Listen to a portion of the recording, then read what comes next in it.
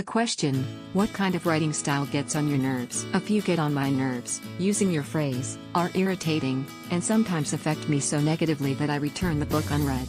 I return lots of books for a great many reasons, though, those written throughout in present tense. The first of these I read was Ordinary People, way back in the 70s. I blame it for my present insanity. Pretty good story, but why entirely in the now? Just gotta shrug. A book written cover to cover without quotation marks or other standard punctuation.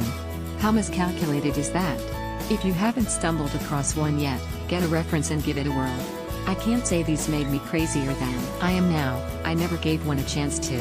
Like ducking before the arrow strikes your skull. On someone's other hand, you'll find a plethora of articles defending the no punctuation style in a yawning, self-serving way. Except for the likes of E. Cummings, who has some true creativity in his works, the style is simply pretentious. Kind of like certain modern art pieces. Same purpose.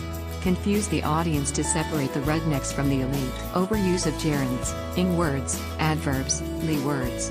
Too many of these weaken the prose, and it's hard to understand why writers continue to sprinkle these critters so heavy-handedly, throughout their works. These buddies do their best to diminish a perfectly good sentence and can murder an otherwise pleasant tale. A straightforward and simple story with too many multisyllabic words. Maybe don't reference the thesaurus so often, or at least choose synonyms that are natural to the style of your story. If you really are that well-spoken, okay by me. As a matter of choice, I keep my work at a middle-of-the-road level, probably not something to end up in a college lit class to be scrutinized, but simply to entertain and bring unreasonable criticism. Too many information dumps, elongated and almost pointless dialogue, narrative not comfortably related to the rest of the story.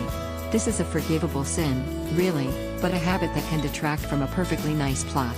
We don't need to know all about Annie's childhood trauma if the trauma doesn't affect her adult life.